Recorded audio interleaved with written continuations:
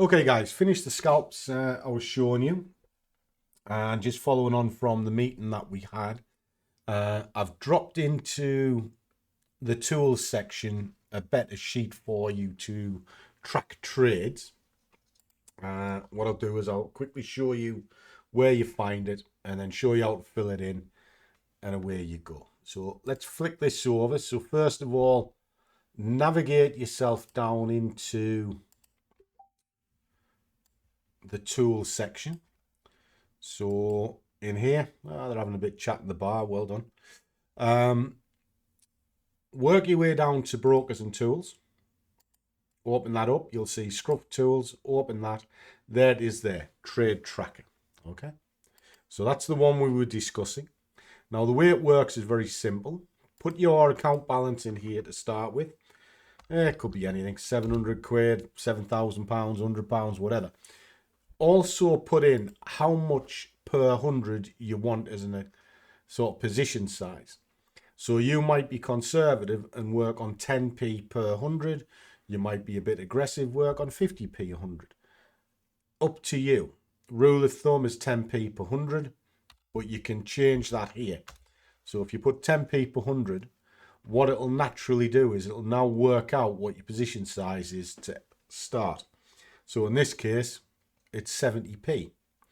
Put in here the amount of pips you want per day. Okay, and that way you've now got a target you can work to and you'll see it clearly. So you might want 20 pips a day. So that's telling you on that balance of that position size, you're looking to take about £14 per day. Drop that into your day target because that's dynamic. It changes all the time. It'll give you a countdown as to what you're working for. So in here, you just drop in whatever day of the week it is, Wednesday, type of trade that you want to be taking. You might be doing Kylie's, GoldenEye, whatever. If you want to change this, what you would do is you would come up to data, look for data validation, click the top box, leave that on list, and you can add it into here. Just separate it with a comma and click that and it'll apply it to everything. Okay, and you can do that with any drop box. So if you see a drop box coming, that's how you change it. The market, well, you might be trading mixed markets, you know, euro, dollar, cable, whatever you want there, and your starting balance. So the starting balance of the day will be 700, which is there, like so. Okay, now from here, the only next part you need to do is what's on this side of the black line, and you only need to put in your starting price, which will be whatever this is at the beginning of the day. So 70p, and what it'll start doing is it'll start look to populate everything. Now if I just move these over, say you start at 7 o'clock, there was no trade. Start at 8 o'clock, no trade. But then at 9 o'clock, you got into a trade. You might be in it for 2 hours. And then at 11 o'clock, it cashed out. Now, again, you can just put whatever it is. So C, win, B, whatever. What that's doing for you is it starts telling you the types of trade. Because I grade mine based on target, A through to F. Okay. Now, from here, it might then sort of go, well, there was nothing going on at noon, but I got back into the market here and I did an S trade. S stands for scalp. Okay. And then my day was complete at 1 o'clock.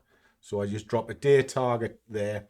What that means is anything prior to that achieved my daily target. So why would I be trading past this point? Because I've noticed on mine, I'm then start to push it once I've achieved what I wanted for the day. And then all you do here is you just put the trades in.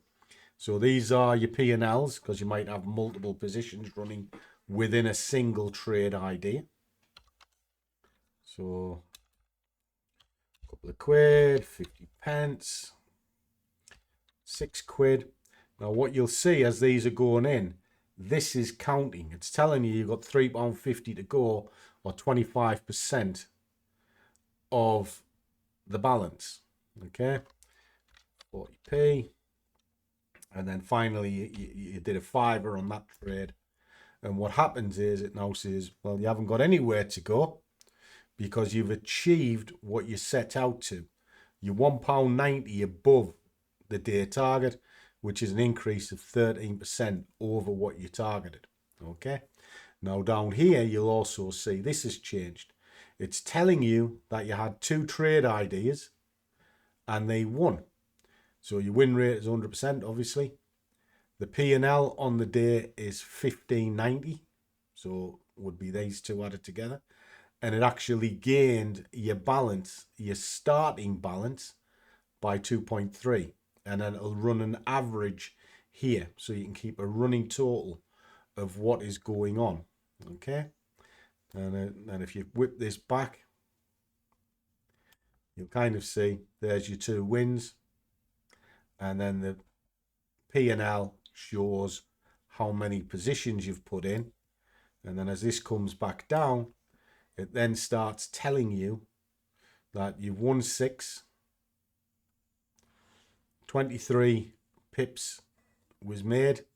So it's telling you how many pips you've made. And your average was 4 pips across those 6 positions. But it's also telling you how many positions you put in for your, or the average amount of positions for the trade ideas. So if you had 2 trade ideas with 6 positions between them, the average was 3 positions in each, giving you 23 pips with an average pip of 4.